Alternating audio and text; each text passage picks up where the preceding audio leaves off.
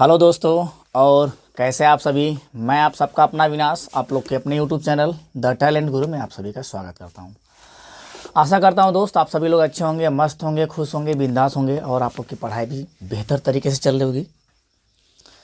तो जैसा कि आप सभी लोग जान रहे हैं, जो सीटेट का आंसर की है वो आ गया है और कैसे चेक करना है इसके बारे में हमने वीडियो पहले ही बता दी आपको कल ही। तो जो मेरे भाई या बहन हैं जिनका जो है कि सीटेट क्लियर नहीं हो पाया है, तो उनको परेशान होने की कोई ज़रूरत नहीं है। अभी एक चांस और हमको मिलने वाला है, अभी यूपी टेट आने वाला है। तो जो यूपी टेट की तैयारी हम कंटिन्यू कर ही रहे हैं। तो भैया अगर आपका सीटेट का रिज़ल्ट सही नहीं आया है तो एक काम करिए, नोटिफिकेशन का वेट मत करिए, आप लग जाइए, अभी से लग जाइए, नहीं तो फिर बाद में दिक्कत होगी। फिर पता नहीं, ये लास्ट समझिएगा, यूपी टेट आपका यह लास्ट है। अगर इसमें क्वालिफाई होते हैं तो अभी आप क्या सुपर टेट में बैठ पाएंगे, अन्यथा बैठ नहीं पाएंगे। तो इसलिए आप सक्रिय हो जाइए, नोटिफिकेशन जाए तेल लेने, हमको उससे मतलब नहीं है। हमको बस क्या करना है, अपने पढ़ाई को कंटिन्यू रखना है। तो जैसा आप सभी लोग जान रहे हैं कि हम लोग यूपी टेट और सुपर टेट को टारगेट करते हुए पढ़ रहे हैं। यूपी टेट और भैया किसको, यूपी टेट और सुपर टेट को हम टारगेट करते हुए क्या है, लगातार हमारा क्लास जो चल रहा है, जिसमें हम प्रीवियस ईयर भी क्वेश्चन कर रहे हैं।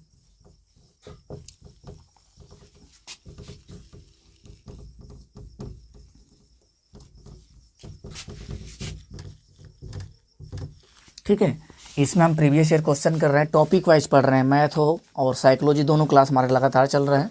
और ईवीएस ही बहुत जल्दी है और हिंदी बहुत जल्दी हम स्टार्ट करने वाले हैं। तो पहले इसको धीरे धीरे कंटिन्यू करते हैं। जैसे आप लोग को सक्रिय होते हैं तो ऐसा में क्या है, हिंदी का भी वीडियो बनाना स्टार्ट कर दूंगा, हिंदी और ईवीएस का। तो जो कल हमने पढ़ा था, कल हमने क्या पढ़ा था, अधिगम के पठार के बारे में पढ़ा था कि अधिगम वक्र क्या होता है, अधिगम पठार क्या होता है। ठीक है, चार्ल्स और कौन कौन क्या क्या डिफिनेशन दिए हैं, इसके बारे में कल बात हुआ था। तो उससे रिलेटेड जो क्वेश्चन है, थोड़ा क्वेश्चन हम देख लेते हैं जो हमारे प्रीवियस ईयर में पूछा गया है। फिर इसके बाद जो हम आगे आज पढ़ने वाले हैं, आज हम पढ़ने वाले हैं कि बालक किस प्रकार से सीखते हैं। तो भैया जो हमारा क्वेश्चन होने वाला है, अधिगम पठार संबंधित बहुत सारे क्वेश्चन हैं। एक एक करके हम क्वेश्चन को देख लेते हैं जो हमारे प्रीवियस ईयर में पूछा गया है।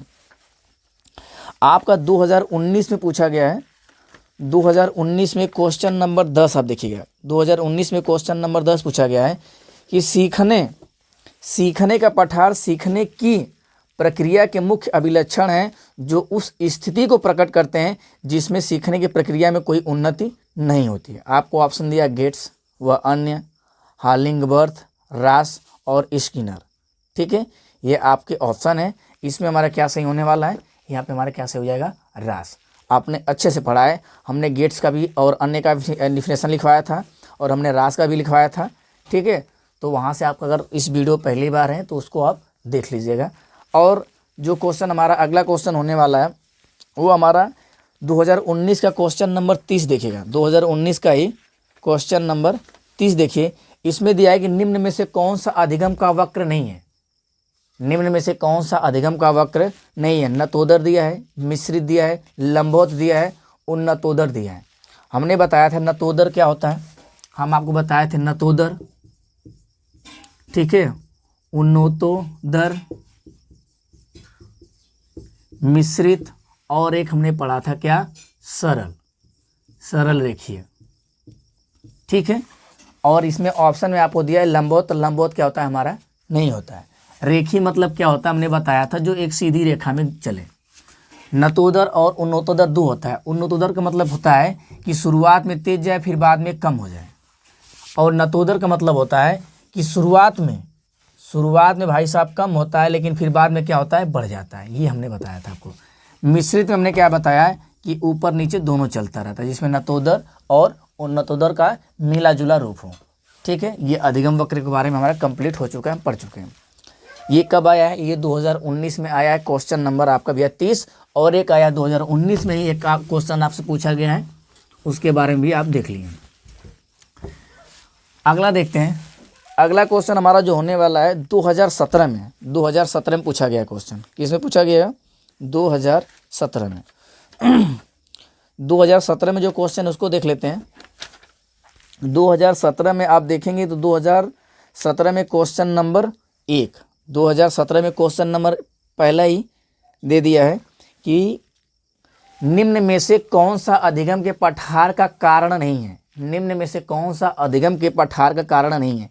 प्रेरणा की सीमा क्या दिया है, प्रेरणा की सीमा, विद्यालय का असहयोग, शारीरिक सीमा, ज्ञान की सीमा। ठीक है, तो इसमें क्या हो जाएगा, कह रहा है कि निम्न में से कौन सा अधिगम के पठार का कारण नहीं, तो विद्यालय का असहयोग हो जाएगा। क्या हो जाएगा, विद्यालय का असहयोग। ठीक है, अगला हमारा क्या होने वाला है कि एक आपका यहीं से पूछा, अधिगम अनुभव और प्रशिक्षण के परिणाम स्वरूप व्यवहार में परिवर्तन, यह कथन किसका है, ये हम आपको बता चुके हैं किसका है, गेट्स और अन्य का। जो इसके पहले वाला जो अधिगम जो पढ़े थे हम, अधिगम के बाद हमने क्या पढ़ना स्टार्ट किया, अधिगम वक्र। तो अधिगम से रिलेटेड ये क्वेश्चन थे। तो ऐसे एक काम करते हैं हम कि भैया यहाँ पे बस केवल थ्योरी चलाते हैं और जो प्रीवियस ईयर क्वेश्चन है उनको हम टॉपिक वाइज एक अलग वीडियो में रखते हैं। क्या करते हैं, टॉपिक वाइज एक अलग वीडियो में रखते हैं, ताकि वहाँ से आप क्वेश्चन भी देख पाएंगे और पढ़ भी पाएंगे, तो ज़्यादा आपको बेनिफिट मिलेगा। तो ये जो थ्योरी चला रहे हैं, थ्योरी के बाद फिर प्रैक्टिस, थ्योरी के साथ प्रैक्टिस, ठीक है ना। तो सबको हम देखते हुए चलेंगे। तो बहुत सारे क्वेश्चन हैं, सबको हम पहले 1-2 टॉपिक 3 टॉपिक क्लियर हो जाएगी, फिर उससे रिलेटेड सारे क्वेश्चन को हम एक साथ देख लेंगे। तो चलिए आज हम क्या पढ़ने वाले हैं, आज हम पढ़ने वाले हैं कि बालक किस प्रकार से सीखते हैं। बालक किस प्रकार से सीखते हैं उसके बारे में थोड़ा चर्चा कर लेते हैं। तो हम स्टार्ट करते हैं कि बालक किस प्रकार से सीखते हैं। आज का टॉपिक हमारा होने वाला है बालक किस प्रकार से सीखते हैं। क्या होने वाला भैया, बालक किस प्रकार से सीखते हैं। बालक किस प्रकार से सीखते हैं, ये आज हमारा होने वाला है। तो बालक किस प्रकार से सीखते हैं, तो इसमें आपका होगा सीखने के प्रकार। पहला क्या होगा, सीखने के प्रकार। सीखने के प्रकार कि बालक कितने प्रकार से सीखते हैं, पहले हेडिंग आपकी ये होने वाली है। इसमें पहला आपका होगा गामक। पहला क्या होगा, पहले हेडिंग इसमें हो जाएगा गामक, गामक अधिगम। क्या हो जाएगा, गामक अधिगम। ठीक है ना। बच्चे किस प्रकार सीखते हैं, तो गामक अधिगम के द्वारा सीखते हैं। गामक मतलब होता है जो शारीरिक क्रियाएं हैं, जो शारीरिक क्रियाएं। गामक अधिगम में पहली पॉइंट अभी पहला हेडिंग आपको हो जाएगा गामक अधिगम। दूसरा हो जाएगा हमारा क्रियात्मक। पहले मैं इसको क्लियर कर लेते हैं। गामक अधिगम का मतलब होता है जो शारीरिक, क्या होगा, शारीरिक क्रियाओं के द्वारा, शारीरिक क्रियाओं के द्वारा। जब चीज़ें हम शारीरिक क्रियाओं के द्वारा सीखते हैं तो उसे क्या कहते हैं, गामक अधिगम। ठीक है ना। जब हम शारीरिक क्रियाओं के द्वारा सीखते हैं तो उसे क्या कहते हैं, गामक अधिगम। शारीरिक क्रियाओं के द्वारा हम जो भी चीज़ें सीखते हैं तो क्या करते हैं, नकल करते हैं। क्या करते हैं, नकल करते हैं ना भैया। तो हम ये कह सकते हैं शारीरिक क्रियाओं के द्वारा जो चीज़ हम सीखते हैं उसे गामक अधिगम कहते हैं। ये किस अवस्था में होती है, ये भैया शैशवावस्था में होती है। किसमें, शैशवावस्था। गामक अधिगम किस अवस्था में होता है, शैशवावस्था में। आप कहेंगे कैसे, गामक अधिगम का मतलब होता है जो शारीरिक क्रियाओं के द्वारा जो सीखते हैं वो हमारा गामक अधिगम कहलाता है। एक किस अवस्था में होता है, शैशवावस्था। शारीरिक क्रियाओं द्वारा हम सीखते हैं तो क्या करते हैं, हम अनुकरण करते हैं ना। क्या करते हैं, अनुकरण। क्या करते हैं, अनुकरण करते हैं। अनुकरण का मतलब होता है क्या करना, नकल करना। अनुकरण मतलब नकल करना। अच्छा, हम जब किसी का नकल करना होता है तो पहले हम क्या करते हैं, उसको देखते हैं। क्या करते हैं, देखते हैं। तो हम क्या करेंगे, अनुकरण करना। अनुकरण कर रहे हैं तो नकल करके सीख रहे हैं। नकल करके सीखना मतलब अभ्यास करना। तो आप एक सीरीज में लिख सकते हैं कि अवलोकन, अवलोकन मतलब देखना। अवलोकन मतलब देखना। अवलोकन मतलब देखकर क्या करना, देखकर अनुकरण करना। जब देख के आप अनुकरण कर रहे हैं मतलब नकल कर रहे हैं, तो अनुकरण का मतलब क्या होता है कि जब आप अनुकरण कर रहे हैं, देख के नकल कर रहे हैं, तो इसका मतलब जब बार बार एक ही काम करेंगे तो क्या कहाँ तक चला जाएगा, उसमें वो चला जाएगा अभ्यास में। तो कह सकते हैं गामक अधिगम उसे कहते हैं जो शारीरिक क्रियाओं द्वारा किया जाता है। शारीरिक क्रियाओं द्वारा किया जाता है। तो शारीरिक क्रियाओं द्वारा आप कैसे करेंगे, अवलोकन, अनुकरण और अभ्यास। अवलोकन, अनुकरण और अभ्यास। और ये किस अवस्था में होता है भैया, तो ये होता है आपके शैशव अवस्था में। यहाँ तक बातें समझ में आ गई। अब दूसरे पॉइंट पे चलते हैं, इसको नोट कर लीजिए। शारीरिक क्रियाओं के द्वारा किया जाता है गामक अधिगम, ये शैशव अवस्था में पाया जाता है। अनुकरण जिसमें आता है अभ्यास, अवलोकन मतलब देखकर नकल करके, ठीक है ना, सीखना। तो ये कहलाता है गामक अधिगम। दूसरा हमारा क्या भैया, कि दूसरा हमारा होने वाला है कि एक तो हो गया क्या, गामक अधिगम।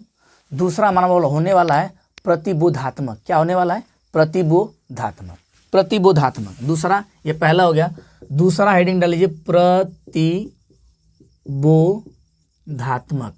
प्रतिबोधात्मक ये क्या होने वाला है, प्रतिबोधात्मक। प्रतिबोधात्मक का मतलब क्या होता है, प्रतिबोधात्मक, बोध मतलब जो हमारे कहाँ हो, जो चीज़ें हमारे ज्ञान में हो। तो जो हमारे मन मस्तिष्क में होता है, और हमारे मन मस्तिष्क में क्या चीज़ होता है, हमारा पूर्व ज्ञान। हमारे मन मस्तिष्क में क्या होता है, हमारा पूर्व ज्ञान। और हमारा पूर्व ज्ञान कहाँ का होता है, हमारे घर परिवार समाज पड़ोस समुदाय इन सब का होता है।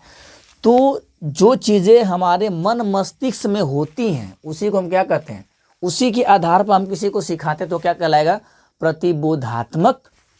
ठीक है ना, प्रतिबोधात्मक मतलब हमारे मन मस्तिष्क में बनने वाले, हमारे मस्तिष्क में क्या, हमारे मस्तिष्क में बनने वाले बिंब, इसको संप्रत्यय भी कह सकते हैं। संप्रत्यय क्या है, संप्रत्यय, समझ में आया, संप्रत्यय।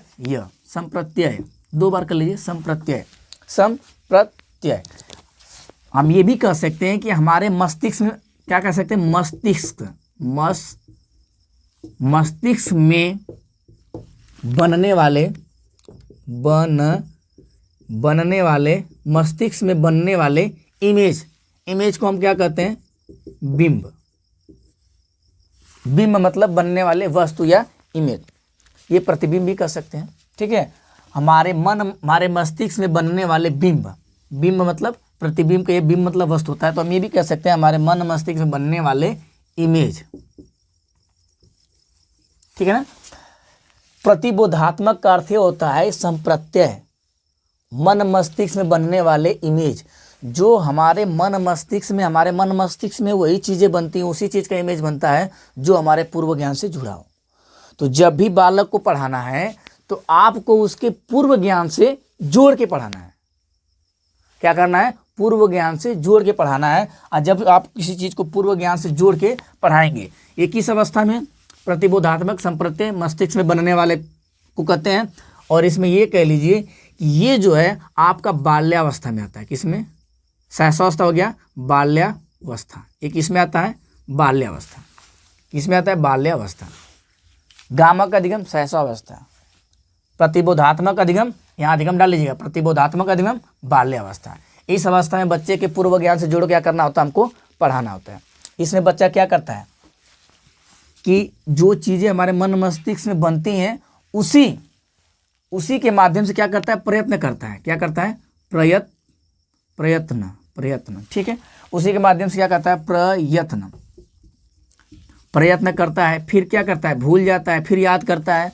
तो ये प्रयत्न करना, भूल जाना, याद करना, ये सब क्या आता है, प्रतिबोधात्मक अधिगम के अंतर्गत आता है।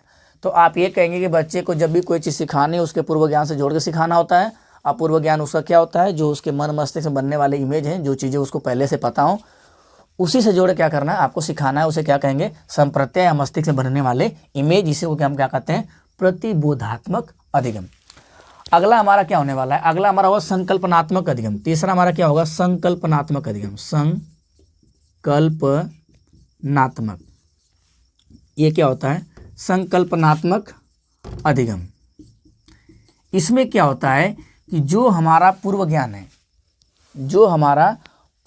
है उसी के आधार पे हम पढ़ा रहे थे। पूर्व ज्ञान के आधार पे जोड़ के बच्चों को आगे पढ़ाना। प्रतिबोधात्मक मतलब जो उसके ज्ञान में हो उसी के आधार पे पढ़ाना। अब जो संकल्पनात्मक अधिगम होता है, इसमें संकल्पना मतलब कल्पना करना, चिंतन करना, विचार करना। कह सकते हो कि ये मूर्त वस्तु को देख के पढ़ाना। इसमें कह सकते हो कि बाल्यावस्था में क्या करना है, मूर्त वस्तुओं के साथ, ठीक है ना, मूर्त वस्तुओं के साथ क्या करना है, पढ़ाना। मतलब मूर्त वस्तु, और इसमें क्या कह सकते हैं हम, अमूर्त।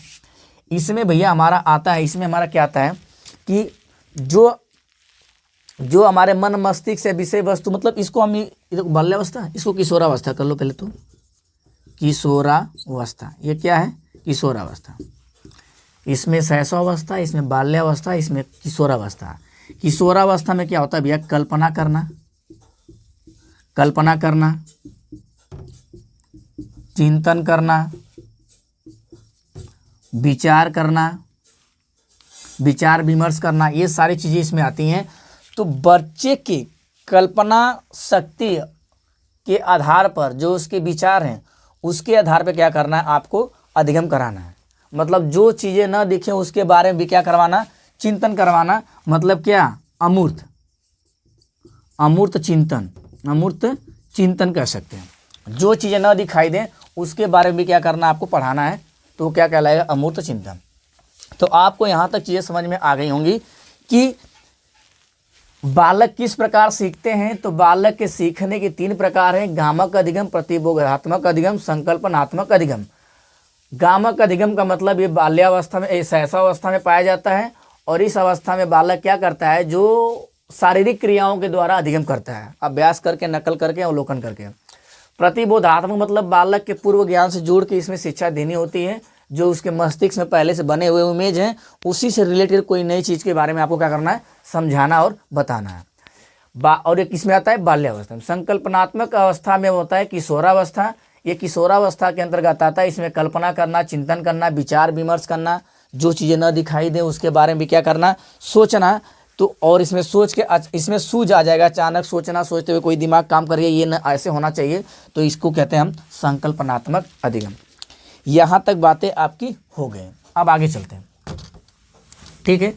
ये तो हो गए थे सीखने के प्रकार। क्या आप सीखे, सीखने के प्रकार। पहले के अंतर्गत 3 था। अब सीखने के पक्ष क्या होंगे, सीखने के पक्ष लेते हैं। सीखने के पक्ष दूसरी हेडिंग हमारी होने वाली है, सीखने के पक्ष। सीखने के पक्ष, सीखने के पक्ष में हमारा पहला होगा कि संज्ञानात्मक। क्या होगा, संज्ञानात्मक होगा, क्रियात्मक होगा, भावात्मक होगा। तो हम पहले भावात्मक को ले लेते हैं। भावात्मक क्या होता है, भावात्मक पक्ष। एक होता है संज्ञानात्मक पक्ष, संज्ञानात्मक पक्ष। एक होता है आपका संज्ञानात्मक हो गया, भावात्मक हो गया। एक इसी बीच में डाल दीजिए क्रियात्मक, क्रियात्मक पक्ष। किसी को आगे पीछे कर लीजिए, कोई दिक्कत नहीं आपको है, ठीक है। तो सीखने के 3 पक्ष होते हैं और सीखने के ये 3 पक्ष हैं। अभी आपने सीखा कि जो सीखने के ये 3 पक्ष हैं और सीखना 3 प्रकार से होता है, आप वो भी चीज़ें समझ लिए। अब इसमें क्या होता है सर कि जो सीखने के जो क्रियात्मक पक्ष हैं, क्रियात्मक मतलब करके सीखना। क्रियात्मक मतलब आप जब शारीरिक क्रिया करके सीख रहे हैं तो उसके आधार पे क्या करना है कि बच्चे को तो सीखने का प्रकार था, लेकिन यहाँ पे क्या है, ये सीखने के पक्ष हैं कि अगर आप अध्यापक हैं तो आप जब बच्चों को सिखा रहे हैं तो क्रियाओं के आधार पे सिखाइए। मतलब करके सीखने पे जोर दीजिए। क्या करना है, करके सीखने पे जोर देना है। तो उसे क्या कहेंगे, क्रियात्मक क्रियात्मक अधिगम। उसे क्या कहेंगे, क्रियात्मक अधिगम नहीं, क्रियात्मक पक्ष कहेंगे। तो क्रियात्मक पक्ष हम उसे कहते हैं जिसमें क्या है, करके सीखने पे क्या किया जाता है, जोर दिया जाता है। उसे क्या कहेंगे, क्रियात्मक पक्ष। अब आगे बढ़ते हैं। क्रियात्मक पक्ष हो गया। क्रियात्मक पक्ष के बाद होता है संज्ञानात्मक। संज्ञानात्मक पक्ष का मतलब होता है जो चीज़ें हमारे संज्ञान में हो, संज्ञान में जो चीज़ें हमारे क्या हो, संज्ञान में हो। और हमारे चीज़ें संज्ञान में वही होती हैं जो हमारे क्या होती हैं, पूर्व ज्ञान में होती हैं, ठीक है ना। देखो, संज्ञानात्मक का मतलब हो गया जो चीज़ें क्या हो, हमारे संज्ञान में हो। और संज्ञान में हमारे वही चीज़ होती है जो हमारे क्या हो, बोध मतलब ज्ञान में हो। और हमारे ज्ञान में वही चीज़ होती है भैया जो हमारा कहाँ हो, जो हमारे क्या हो, पूर्व ज्ञान से जुड़ा हो। जो हमारे क्या हो, पूर्व ज्ञान से जुड़ा हो। और पूर्व ज्ञान हमारा कहाँ से जुड़ा होता है, हमारे घर, परिवार, समाज, समुदाय से जुड़ा होता है, ठीक है। तो ये हमारे हो गए संज्ञानात्मक पक्ष, क्रियात्मक पक्ष, भावात्मक पक्ष। भावात्मक पक्ष के बारे में मैंने बताया नहीं। भावात्मक पक्ष मतलब बच्चों को जो है कि हाव भाव के माध्यम से क्या करना, सिखाना। हाव भाव के माध्यम से, एक्टर होते हैं ना, तो आपको एक्टिंग करके या कुछ ऐसी एक्टिविटी करके सिखाना, ठीक है। तो क्या हो जाएगा, हाव भाव। जैसे होता है कि दुख को कैसे प्रेजेंट किया जाता है, खुशी को कैसे प्रेजेंट किया जाता है, गुस्से को कैसे, मतलब संवेग को किस तरीके से कैसे कैसे प्रेजेंट किया जाता है, उसे कहेंगे भावात्मक। मतलब अपने भावों को क्या करना, अपने भाव से बच्चों को क्या करना, सिखाना। तो ये होगा भावात्मक पक्ष। जैसे हम पढ़ाते हैं तो थोड़ा थोड़ा चेहरे का इंप्रेशन क्या होता है, चेंज होता रहता है इंप्रेशन। तो ऐसे ही क्या कर रहा है भावात्मक पक्ष, मतलब आपको क्या करना है कि भावों के माध्यम से बच्चे को क्या करना है, सिखाना। और क्रियात्मक पक्ष मतलब करके सिखाना। और संज्ञानात्मक पक्ष जो उसके संज्ञान में हो, जो उसके बोध या ज्ञान में हो, जो उसके पूर्व ज्ञान से जुड़ा हो, ठीक है ना, उसके माध्यम से क्या करना, सिखाना। ये चीज़ें हो गई। अब आते हैं सीखने के, इसको नोट कर लीजिए, सीखने के पक्ष हो गए, सीखने के प्रकार हो गए। और सीखने की विधियाँ को देख लेते हैं। सीखने की विधियाँ, सीखने की विधियाँ क्या होती है भैया, अगली हेडिंग डाल लीजिए, सीखने की विधियाँ। ये तीसरा हमारा है, सीखने की विधियाँ। सीखने की कई विधियाँ होती हैं, जैसे हमने सीखा अवलोकन के माध्यम से, अनुकरण के माध्यम से, अभ्यास के माध्यम से, सूझ के माध्यम से, परीक्षण, निरीक्षण, ये सब क्या होती हैं, सीखने की विधियाँ होती हैं। पहली विधि डाल लो करके सीखना, करके, करके सीखो विधि लिखो, करके सीखो विधि। दूसरा हम कह सकते हैं परीक्षण, परीक्षण विधि। तीसरा हम कह सकते हैं निरीक्षण विधि। क्या कह सकते हैं, निरीक्षण विधि, परीक्षण विधि, ठीक है ना, परीक्षण विधि, निरीक्षण विधि। और हम क्या कह सकते हैं अभ्यास, अभ्यास विधि। और हम क्या कह सकते हैं सूझ विधि, ये क्या होती है, सूझ विधि, ठीक है।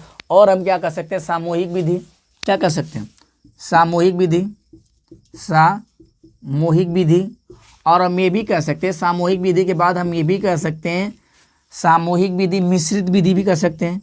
क्या कह सकते हैं, मिश्रित विधि। सबका मतलब समझ लीजिए, करके सीखो मतलब आपको पता है, परीक्षण, निरीक्षण, अभ्यास। सूझ का मतलब होता है जब कोई अचानक तरीका काम कर जाए, कोई क्वेश्चन हम सॉल्व कर रहे हैं, सॉल्व नहीं हो रहा है, लेकिन अचानक से हमारे दिमाग में कुछ ऐसा आइडिया ना जिससे क्या उस प्रॉब्लम को हम सॉल्व कर सकते हो, क्या कहलाता है, सूझ विधि। सामूहिक विधि सबको एक साथ लेके सिखाना या एक साथ बताना समझाना। मिश्रित मतलब सबका मिला जुला रूप, ठीक है। तो ये सीखने की विधियाँ हो गई। आप सीखने के पक्ष देख लिए और सीखने के प्रकार देख लिए। तो बच्चे किस तरीके से सीखते हैं, इनके तीन तरह से होते हैं। एक होता है सीखने के प्रकार, एक होता है सीखने का पक्ष, और एक होता है सीखने की विधियाँ। तो जो सीखने की विधियाँ अध्यापक को अपनाना है, जो सीखने के पक्ष हैं अध्यापक को ध्यान देना है किस किस माध्यम से। जो पक्ष का मतलब होता है किस किस डायरेक्शन से, मतलब किस किस माध्यम से हम बच्चे को सिखा सकते हैं। और जब बच्चे सीखते कैसे हैं, इन तीनों चीज़ों को आपको पता होगा, तभी क्या है बच्चे को आप बेहतर तरीके से सिखा पाएंगे। तो ये था बच्चे किस प्रकार के सीखते हैं। यहाँ से सारा चीज़ें क्या होगा, हमारा कंप्लीट हो गया। अब इसके बाद अगली हेडिंग हमारी आती है भैया क्या, और यहाँ से क्वेश्चन, ये तो सारा आपका बेस हो गया। और जो क्वेश्चन हमने अधिगम का शुरू में करवाया, कुछ नहीं करवाया, तो उसको हम अलग से वीडियो बना देंगे जिसमें क्वेश्चन भी आपको सामने दिखे, तब आपको क्या है ज़्यादा अच्छा लगेगा और आपको ज़्यादा मजा आएगा उसको पढ़ने में। तो मैं थ्योरी क्लास अलग चला दे रहा हूँ, प्रैक्टिस वाला अलग चला दे रहा हूँ साइड में, ठीक है ना, जिससे आपको रिवीजन के तौर पे इसको देखते रहना बार बार। अब आते हैं अधिगम के सिद्धांत। अब पढ़ते हैं भैया अधिगम के सिद्धांत। यहाँ से आपका क्वेश्चन बनता है हर बार, अधिगम के सिद्धांत। अधिगम के सिद्धांत, अधिगम के सिद्धांत में दो तरीके से इसको बांटा गया है, ध्यान दीजिएगा। एक होता है व्यवहारवादी, एक होता है क्या, व्यवहारवादी, ठीक है ना। व्यवहारवादी सिद्धांत थोड़ा सा यहाँ कर दे रहे हैं, व्यवहारवादी सिद्धांत। एक होता है संज्ञानवादी, संज्ञानवादी, एक होता है संज्ञानवादी सिद्धांत। अधिगम के दो सिद्धांत हैं, एक है व्यवहारवादी सिद्धांत, एक है संज्ञानवादी सिद्धांत। व्यवहारवादी सिद्धांत हमने बताया जो मनुष्यों और जानवरों में जो क्या है संबंध बताते हुए आगे बढ़ाते हैं, ठीक है ना, कि जानवर जब ये चीज़ कर सकते हैं तो हम क्यों नहीं कर सकते, पक्षी जब ये चीज़ें कर सकती है तो हम क्यों नहीं कर सकते। उन दोनों के माध्यम से क्या करते हैं, दोनों में तुलना करते हैं, तुलना करके देखते हैं क्या समानताएं हैं क्या असमानताएं हैं, उसी के आधार पर इन्होंने अधिगम को आगे बढ़ाया है। तो व्यवहारवादी। संज्ञानवादी, व्यवहारवादी को हम कह सकते हैं जो बाहरी पक्ष होता है जिसमें हाथ पैर का यूज करके सब चीज़ों, और संज्ञान मतलब जो अंदर जो विचार से संबंधित हो, ठीक है। व्यवहारवादी में कौन कौन आता है भैया, व्यवहारवादी में आपके पहले आ जाएंगे पावलोव, ईपी पावलाव, ठीक है। दूसरे पर रख लीजिए स्किनर, स्किनर बीएफ स्किनर बोलते हैं ना इसको, बीएफ स्किनर। तीसरे पर लीजिए थार्नडाइक, थार्नडाइक। चौथे पे आप रख लीजिए सीएल हल, सीएल हल, ठीक है ना। ये हमारे क्या है, ये सब हमारे व्यवहारवादी हैं। कौन है, व्यवहारवादी। संज्ञानवादी कौन कौन है इसको देख लीजिए। संज्ञानवादी में गिल्टास्ट, गिल्टास्ट। संज्ञानवादी में कौन भैया, गिल्टास्ट, ठीक है ना। गेल्टाल देख लेते हैं यहाँ से, कुछ गड़बड़ ना हो जाए, नहीं तो फिर बाद में भैया आपको तकलीफ हो जाएगी। गेल्टास्टवाद, ठीक है, गेल्टास्टवाद। ये क्या है, गेल्टास्टवाद, ठीक है, गेल्टास्टवाद। दूसरे हमारे क्या हैं, मैक्स वर्दीमर, चाहे वर्दोमर कर लीजिए चाहे वर्दीमर, ठीक है ना। तीसरे पे आप कर लीजिए कर्ट कोफा कर लीजिए, क्या कर लीजिए, कोफा, ठीक है। चौथे पे कर लीजिए कर्ट क्या कर लीजिए, कर्ट लेविन। ये सब क्या है, ये सब व्यवहारवादी वाले मनोवैज्ञानिक हैं, ये सब क्या है, संज्ञानवादी वाले मनोवैज्ञानिक हैं, ठीक है। ये यहाँ तक चीज़ें आपको, हमको लगता है समझ में आ गई होंगी। अब आगे बढ़ें। आगे हमारा क्या भैया कि ये जो चेतना और व्यवहार दोनों को विज्ञान माने, ये जो है ये क्या है, चेतना और व्यवहार दोनों को विज्ञान माने। किसको, चेतना एवं व्यवहार दोनों को क्या मानते हैं, दोनों को विज्ञान मानते हैं। चेतना और व्यवहार दोनों का, ठीक, क्या मानते हैं, ये चेतना और व्यवहार दोनों का विज्ञान माना है इन्होंने बस किसको माना है, केवल व्यवहार को माना है। ये व्यवहार के साथ साथ चेतना मतलब जो सोचने समझने, जो विचार करने की जो क्षमता होती है, कल्पना करने, अमूर्त चिंतन करने की जो क्षमता होती है, उसके साथ साथ व्यवहार में जो परिवर्तन आते हैं, उन दोनों को लेकर चलते हैं ये लोग। और ये लोग बस केवल किसको लेकर चलते हैं, केवल व्यवहार को, कि ये थर्नडाइक की बिल्ली, पावलाव का कुत्ता, कोहलर का चिंपांजी, ये सब बस केवल क्या है, मानव, मनुष्य और जानवर या पक्षी में एक संतुलन, मतलब तुलना करके देखते हैं कि इन दोनों में क्या समानता है क्या असमानता है, उसके आधार पर इन्होंने अपना क्या किया है, सिद्धांत दिया हुआ है। और इन्होंने दोनों चीज़ों को ध्यान दिया है, चेतना के साथ साथ व्यवहार के बारे में भी इन्होंने क्या किया है, ध्यान दिया है। तो ये लोग को देखना है कि ये लोग किस किस पक्ष पे अपना दिमाग लगाते हैं, और देखना है कि ये लोग अपना किस किस पक्ष पे दिमाग लगाते हैं। तो पहले हम इसी को समझ लेते हैं। यहाँ पे आपको दिख रहा होगा, ठीक है, नहीं दिख रहा हो तो इतना नोट कर लीजिए। फिर इसके बाद हम स्टार्ट करते हैं, इसको इरेज करके इसके बारे में समझाएंगे, फिर इसको इरेज करके इसके बारे में समझाएंगे, ठीक है। तो इसका आप ले लीजिए, वो क्या बोलते हैं, स्क्रीनशॉट ले लीजिए। पहला है पुनर्बलन। ये लोग किस पे जोर देते हैं, पुनर्बलन पे जोर देते हैं। ये लोग किस पे देते हैं, पुनर्बलन पे जोर देते हैं कि बार बार किसी क्रिया को करने से क्या है, उसको हम अच्छे तरीके से सीख सकते हैं, कर सकते हैं। और क्या, अनुक्रिया पर जोर देते हैं। अनुक्रिया मतलब क्या होता है, समझ रहे हैं, किसी लक्ष्य के प्रति की गई प्रतिक्रिया को अनुक्रिया कहते हैं। किसी लक्ष्य के प्रति की गई प्रतिक्रिया को क्या कहते हैं, अनुक्रिया कहते हैं, या लक्ष्य के प्रति की जाने वाली क्रिया को अनुक्रिया करते हैं। एक बार फिर से, लक्ष्य के प्रति की जाने वाली प्रतिक्रिया को अनुक्रिया कहते हैं। जैसे मान लो थर्नडाइक की जो बिल्ली है, वो क्या है, मांस का टुकड़ा खाने के लिए क्या करती है, मांस का टुकड़ा को पाने के लिए क्या करती है, क्रिया करती है, प्रतिक्रिया करती है। जैसे कुत्ता है पावलाव का, वो भी क्या करता है, प्रतिक्रिया करता है। उसी को हम क्या कहते हैं, अनुक्रिया। किसी लक्ष्य के प्राप्ति के लिए की जाने वाली प्रतिक्रिया को क्या कहते हैं, अनुक्रिया कहते हैं, या की जाने वाली क्रिया को अनुक्रिया कहते हैं। प्रतिक्रिया छोड़ दीजिए। किसी लक्ष्य के प्राप्ति के लिए की जाने वाली क्रिया को क्या कहते हैं, अनुक्रिया। बात समझ में, किसी चीज को प्राप्त करने के लिए की जाने वाली क्रिया को अनुक्रिया कहते हैं। जैसे मान लीजिए आज आप पढ़ रहे हैं, यूपी टेट पास होने के लिए जो ये क्रिया कर रहे हैं, ये क्या कहलाएगी, अनुक्रिया। लक्ष्य आपका यूपी टेट है, आपका लक्ष्य सुपर टेट है। सुपर टेट को पास करने के लिए जो अभी आप क्रिया कर रहे हैं, इसी को हम क्या कहते हैं, अनुक्रिया कहते हैं। आगे बढ़े, चलिए अनुक्रिया को समझ में आ गया। अब इसके बाद ये किस पे जोर देते हैं? उद्दीपक। किस पे जोर देते हैं? उद्दीपक। उद्दीपक। अच्छा, उद्दीपक क्या होता है भैया? उद्दीपक क्या होता है? वह वातावरण या घटक जिसे प्राणी अनुक्रिया के द्वारा प्राप्त करना चाहता है, ठीक है ना। उद्दीपक, उद्दीपक के लिए चाहे उद्दीपन, उद्दीपक के लिए चाहे उद्दीपन, मतलब जिस चीज को, मतलब जो चीजें सिखानी होती है वैसा क्या करना है वहाँ पे वातावरण बनाना। कह सकते हैं वह वातावरण या घटक जिसे प्राणी अनुक्रिया के द्वारा प्राप्त करना चाहता है। तो इसके द्वारा जो चीजें प्राप्त करना चाहता है वही क्या कहलाता है? उद्दीपक। तो आपका उद्दीपक क्या हो जाएगा? आपका उद्दीपक हो जाएगा भैया, आपका उद्दीपक क्या हो जाएगा? नौकरी। मान लीजिए मैं यहाँ पे कहता हूँ कि आप, छोटा सा एग्जाम्पल लीजिए कि आप क्या कर रहे हैं? आप कर रहे हैं पढ़ाई। आप क्या कर रहे हैं? पढ़ाई। क्या कर रहे हैं? पढ़ाई कर रहे हैं। पढ़ाई क्यों कर रहे हैं? पढ़ाई आपका क्या हो गया? अनुक्रिया। पढ़ाई आपकी हो गई अनुक्रिया और आप प्राप्त क्या करना चाहते हैं? नौकरी। नौकरी आपका क्या हो गया? उद्दीपक। नौकरी क्या हो गया आपका? नौकरी आपका उद्दीपक हो गया और पढ़ाई आपकी क्या होगी? अनुक्रिया। तो क्रिया हम कर रहे हैं, अनुक्रिया कर रहे हैं किसको पाने के लिए? नौकरी को पाने के लिए। अब जो हम पढ़ाई और नौकरी के बीच जो हम जूझ रहे हैं वही हमारा क्या कहलाता है?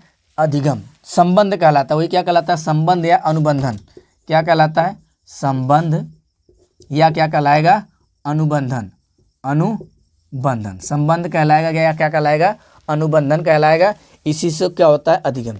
हम क्यों सीख ले रहे हैं? देखो, कोई चीज़ सीखने के लिए, हमने आपको सीटेट में पढ़ाया कि कोई चीज़ सीखने के लिए क्या होना चाहिए कि या तो हम किसी को कोई चीज़ तब सिखा सकते हैं या तो क्या पुरस्कार देके, ठीक है ना, या तो दंड देके, या तो बालक के अंदर रुचि पैदा करके।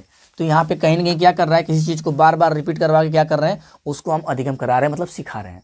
क्या करके? लालच देके, नौकरी का लालच देके, पैसों का लालच देके, खाना का लालच देके, ठीक है ना। हम क्या करा रहे हैं? बिल्ली से और कुत्ते से, ठीक है ना, और बंदर से क्या हम अपना काम करवा रहे हैं और धीरे धीरे क्या कर रहे हैं? उसको हम सिखा दे रहे हैं, वो उसमें ढल जा रहा है। तो हम भी क्या है? पढ़ाई से भले दूर भाग रहे हैं लेकिन नौकरी के चक्कर में हम पढ़ाई स्टार्ट कर दिए तो हमारी क्रिया हो गई, नौकरी हमारा उद्दीपक हो गया। जो इन दोनों के बीच में जो संबंध बन रहा है वही हमारा क्या कहलाएगा? अनुबंधन, ठीक है ना। ये मैं इसलिए इतना बता रहा हूँ ताकि आगे आपको आसानी हो। तो हम कह सकते हैं चौथे नंबर पे क्या आता है? अनुबंधन। ये सारी चीजें क्या होती हैं? यंत्रवत होती हैं। यंत्रवत होती हैं। क्या होती हैं? ये सारी चीजें यंत्रवत होती हैं। इसको करने के लिए किसी न किसी यंत्र की जरूरत होती है। तो ये जितने भैया यहाँ पे दिख रहे हैं ये सब इन्हीं सब चीज़ों पे क्या करते हैं? फोकस किए हैं, ठीक है ना। और इसमें क्या होता है कि पौलाव का कुत्ता हो चाहे ठंडाई की बिल्ली हो, ठीक है, एक ही बार में तो काम कर नहीं पाए। जैसे कुत्ता है तो कुत्ता क्या है? लार टपकाना स्टार्ट करता है पौलाव का, तो पहली बार में लार नहीं टपकाता है। पहले भोजन 2 दिन दिया जाता है, फिर उसके बाद घंटी बजाया जाता है, फिर घंटी बजा के भोजन देर में दिया जाता है, तब धीरे धीरे वो लार टपकाना स्टार्ट करता है। तो इसमें हम ये कह सकते हैं कि जो अधिगम होता है, इसमें जो अधिगम होता है, इसमें जो अधिगम होता है क्या होता है? धीरे धीरे होता है। ये कह सकते हैं कि इसमें अधिगम क्या होता है? धीरे धीरे होता है। तो ये आपका कंप्लीट हो गया। व्यवहारवादी सिद्धांत क्या होता है? व्यवहारवादी सिद्धांत के मनोवैज्ञानिक कौन कौन है और ये लोग किन किन शब्दों पे फोकस करके अपना क्या है ये सिद्धांत दिए हैं, जो इनका सिद्धांत हम आगे अभी पढ़ेंगे। तो इतनी चीज़ें आपको पता होनी चाहिए। व्यवहारवादी कौन है? यहाँ से आपका ये क्वेश्चन हर साल पूछता है, ये क्वेश्चन हर साल पूछता है। मैं आपको प्रीवियस क्वेश्चन कराऊंगा तो बताऊंगा। आइए अब इसके बारे में समझते हैं, ठीक है ना। इसके बारे में समझते हैं कि संज्ञानवादी सिद्धांत क्या है। इसने व्यवहार और चेतना दोनों को साथ में लेके चला है, ठीक है ना, दोनों को साथ में। तो इसका स्क्रीनशॉट ले लीजिए, ठीक है। चलिए आगे बढ़ते हैं, आगे बढ़ते हैं। अब इसके बारे में समझ लेते हैं कि जो ये चीज़ है संज्ञानवादी सिद्धांत, इनका क्या कहना है, इनका क्या कहना है। चीज़ें ध्यान से सुनेंगे, अच्छे से समझेंगे, ठीक है, ध्यान सुनेंगे तब समझ में आएगा। ये जो चीज़ें होती हैं, हमने कहा है कि इन्होंने किसको हथियार बनाया। यहाँ पे हम अभी लिखेंगे नहीं, देखो इन्होंने किसको बनाया? संवेदना को। किसको? संवेदना से हम स्टार्ट करते हैं। मान लो यहाँ पे क्या है? संवेदना। किसको बनाया इन्होंने हथियार? संवेदना। संवेदना का मतलब होता है कि आपको पता है जो 5 ज्ञानेंद्रियां होती हैं हमारी, 5 ज्ञानेंद्रियां कौन कौन? नाक, कान, आँख, जीभ और क्या भैया, त्वचा। इन 5 ज्ञानेंद्रियों के माध्यम से जो जानकारी हम अर्जित करते हैं या जो ज्ञान हम अर्जित करते हैं उसे क्या कहते हैं, संवेदना। इन 5 आँख, कान, नाक, जीभ, त्वचा के माध्यम से जो जानकारी हम ग्रहण करते हैं उसे क्या कहते हैं, संवेदना कहते हैं। और ये संवेदना हमारा क्या होता है, ये हमारा प्रथम ज्ञान होता है। ये संवेदना हमारा क्या होता है, प्रथम ज्ञान होता है। संवेदना क्या होता है, प्रथम ज्ञान। तो आपने समझ लिया कि ये जो व्यवहार, ये जो चेतना एवं व्यवहार दोनों क्या है कि जो ये हमारा संवेदना है, तो संवेदना का मतलब होता है कि जो नाक, कान, आँख, जीभ, त्वचा के द्वारा जो जानकारी हम एकत्रित करते हैं उसे क्या कहते हैं, संवेदना। और ये संवेदना हमारा क्या होता है, प्रथम ज्ञान। संवेदना हमारा क्या होता है, प्रथम ज्ञान। उसके बाद दूसरे नंबर पे आता है प्रत्यक्षीकरण। क्या आता है, प्रत्यक्षीकरण। प्रत्यक्षीकरण का मतलब ये होता है कि जो जानकारी हम एकत्रित किए उसका क्या करना, प्रत्यक्षीकरण करना, कि जो चीज़ें हमने जाना क्या वो सही है कि नहीं है। तो प्रत्यक्षीकरण के बाद हमारा आता है क्या, प्रत्यक्षीकरण में आता है नाम, पहचान और व्याख्या। जो चीज़ें हम जान रहे हैं उसका नाम पता हो, पहचान पता हो और उसके बारे में सही गलत चीज़ें भी पता हो, जिससे हम उसकी व्याख्या कर सकें। प्रत्यक्षीकरण के बाद आता है संज्ञान, और संज्ञान के बाद आता है सूझ, सूझ के बाद समस्या का समाधान, और समस्या का समाधान ही क्या कहलाता है, अधिगम कहलाता है। चीज़ों को थोड़ा ध्यान समझिएगा कि हमने क्या कहा कि जो चीज़ें 5 ज्ञानेंद्रिया से हम एकत्रित करते हैं वो हमारे संवेदना में जाती है, और संवेदना में जो चीज़ें होती है हमारा क्या होता है, प्रथम ज्ञान होता है। प्रत्यक्षीकरण मतलब ये हमारा पूर्व ज्ञान हो गया। तो जो प्रत्यक्षीकरण करेंगे हम उसके पूर्व ज्ञान के आधार पर करेंगे कि जो चीज़ें हम देख रहे हो जिसका नाम है, पहचान है, व्याख्या, मतलब उसके बारे में हम बता सकें, चाहे वो कोई विषय वस्तु हो या पर्टिकुलर कोई सब्जेक्ट हो, उसके बारे में क्या करना हम बता सकते हैं। उसके बाद होता है संज्ञान। संज्ञान मतलब जो हमारे ज्ञान में हो, हमने क्या कहा, संज्ञान मतलब जो हमारे ज्ञान में हो। हमारा ज्ञान हमारा पूर्व ज्ञान है। पूर्व ज्ञान कहाँ है, हमारा घर, परिवार, पास पड़ोस, परिवेश का। तो उसके आधार पर किसी समस्या का समाधान हम करते हैं। अगर समस्या का समाधान न कर पाएँ, ठीक है, जो चीज़ें हम जान रहे हैं, पहचान रहे हैं, उसके आधार पर अगर समस्या का हम समाधान नहीं कर पा रहे हैं, तो कभी न कभी कुछ ऐसा होता है सूझ विधि, मतलब अचानक सा सूझ विधि का मतलब होता है जो चीज़ें अचानक से कोई ऐसी तरकीब आ जाना जिससे क्या करें, हम समस्या का समाधान कर सकें, वही क्या कहलाता है, सूझ विधि। और समस्या का हम समाधान कर लेते हैं, और जब किसी का समस्या का समाधान हम कर लेते हैं तब समझिए हमारा अधिगम हो रहा है, चाहे हम अधिगम कर रहे हैं चाहे अधिगम हुआ है। ठीक है ना। जैसे एक छोटा सा एग्जाम्पल ले लीजिए। मान लीजिए हम मार्केट में गए, मार्केट में हमने भूख हमको बहुत तेज़ से लगी हुई है, हमने कहा चलिए भैया समोसा खा लेते हैं। समोसे की दुकान पे हमने गया तो समोसे वाले से हमने कहा कि भैया समोसा है, तो समोसे वाले ने कहा कि हाँ सर समोसा तो है। तो पहला जो हमारे कानों ने है कि कानों ने सुन के प्रत्यक्ष किया कि नहीं हाँ समोसा तो है, लेकिन फिर भी वेरीफाई करने के लिए परीक्षण कर रहे हैं, निरीक्षण कर रहे हैं, तो सारी क्रियाएं चल रही है ना। तो फिर भी उसके बाद क्या किया गया कि नहीं कान तो सुन लिया, उसके बाद भी क्या विश्वास नहीं हो रहा है कि समोसा है। फिर उसके बाद हम पास गए, पास जाके देखें तो हाँ दिख रहा था समोसा। तो आंखों ने प्रत्यक्ष किया, प्रत्यक्षीकरण किया कि नहीं समोसा भैया हाँ। उसके बाद भी अभी हमको मन जो है हमारा जो है मस्तिष्क से अभी विश्वास नहीं कर रहा है कि नहीं हाँ समोसा है। आँखों ने, कान ने सुना, आँखों ने देखा, त्वचा से अब हमने क्या कहा कि भैया समोसा तो है, कानों ने सुना, आँखों ने देख लिया हाँ भैया समोसा तो है, लेकिन फिर भी पूछा गया कि भैया समोसा गर्म है कि ठंडा। तो फिर हम त्वचा का नंबर आता है, त्वचा के माध्यम से हम उसको टच करके देखते हैं तो कहते हैं कि नहीं भैया समोसा क्या है, गर्म है। समोसा क्या है, गर्म है। ठीक है, समोसा क्या है, गर्म है। उसके बाद भी हमको भी विश्वास नहीं होगा कि नहीं समोसा सही है। तो समोसा सही होने का मतलब क्या होता है कि समोसा दिखने में समोसा हो, समोसा का कलर समोसे की तरह हो, उसके बाद क्या हो उसमें चीज़ें जो डाली जाती हैं वो चीज़ें हों, वो गर्म हो। समोसा का मतलब क्या है, समोसा हो नाम का, समोसा हो, गर्म हो, समोसे में जो सुगंध आनी चाहिए वो सुगंध होनी चाहिए, खाने के बाद जो स्वाद आना चाहिए वो स्वाद आना चाहिए, तब वो क्या होता है, प्रत्यक्षीकरण होता है उसका, तब वो प्रत्यक्ष रूप से होता है। प्रत्यक्षीकरण मतलब प्रत्यक्ष, प्रत्यक्ष मतलब जिसको हम आँखों से देख सकें। प्रत्यक्ष मतलब वास्तविक जो हम अपने आँखों से देख सकें वो क्या कहता है, प्रत्यक्ष कहलाता है। तो प्रत्यक्षीकरण करने के लिए इन पांचों ज्ञानेंद्रियों की जरूरत होती है और इन ज्ञानेंद्रियों के माध्यम से जो जानकारी हमारे पास एकत्रित होती है वो संवेदना में जाती है। संवेदना में जो ज्ञान हमारा होता है वो प्रथम ज्ञान कहलाता है। उसी ज्ञान के आधार पर क्या करते हैं, हम प्रत्यक्षीकरण करते हैं, नाम पहचान और उसकी व्याख्या करते हैं। इन सब चीज़ों के आधार पर जो जानकारी हमारे पास एकत्रित होती है वो हमारे कहाँ आता है, ज्ञान में। अज्ञान में कभी कभी चीज़ें जो होती हैं, कोई काम हम करते हैं तो जो चीज़ें हमारे ज्ञान मतलब संज्ञान, मतलब ज्ञान में संज्ञान, जो चीज़ें हमारे संज्ञान में होती हैं उसी के आधार पर किसी समस्या का समाधान हम करते हैं। समस्या का समाधान करने के दौरान मान लो समस्या को समस्या का समाधान करने के दौरान हम कहीं बीच में अगर अटक जाते हैं तो अचानक से हमारा दिमाग काम कर जाना, कोई ऐसी युक्ति आ जाए जिसके जरिए से हम समस्या का समाधान कर सकते हैं, उसे हम क्या कहेंगे, समस्या का समाधान करना। और वही समस्या का समाधान क्या कहलाता है, अधिगम। तो समझिए आपके अंदर अधिगम हो रहा है या अधिगम आप कर पा रहे हैं या अधिगम मतलब सीखने वाला काम। अधिगम मतलब सीखना, आपका सीखना जारी है और आप सीख पा रहे हैं, ठीक है ना। तो ये पूरा प्रोसेस था। अच्छा, हमने बताया जो इस तरफ हमने लिखा व्यवहारवादी का, व्यवहारवादी जो क्या था कि वो यंत्रवत होता है। ये क्या होता है, विदाउट, इसमें यंत्र की जरूरत नहीं होती, इसमें यंत्र की जरूरत नहीं होती, यंत्र की जरूरत नहीं होती, इसमें यंत्र की भैया जरूरत नहीं होती। इसमें क्या होती है, यंत्र की जरूरत नहीं होती है। जो अभी हमने पढ़ा व्यवहारवादी, व्यवहारवादी में मानव के साथ साथ जानवर के साथ भी किया जाता है, लेकिन इसमें केवल किसके साथ, इसमें केवल मानव के साथ किया जाता है। किसके साथ, केवल मानव के साथ किया जा सकता है, ये केवल मानव के साथ होता है। और इसमें अधिगम जो हमने व्यवहारवादी को बताया कि इसमें अधिगम धीरे धीरे होता है, लेकिन इसमें अधिगम क्या होता है, अचानक से होता है। अचानक से कोई तरकीब काम कर जाए उसे कहते हैं सूझ विधि। तो अचानक इसमें जो अधिगम होता है अचानक होता है।